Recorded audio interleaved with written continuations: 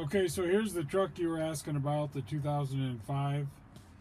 And I'm in the cab and I'm going to start this truck up. I haven't driven it for probably a couple weeks.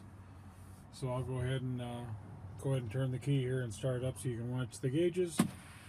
So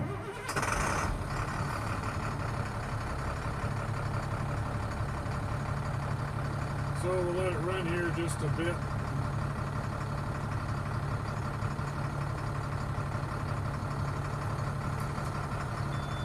Alternator went up, air pressure is coming up.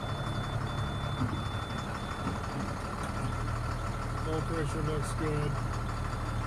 So I'm going to step out here and we'll just look at the engine a little bit while it's running, and then we'll go ahead and road test this for you. And then we'll videotape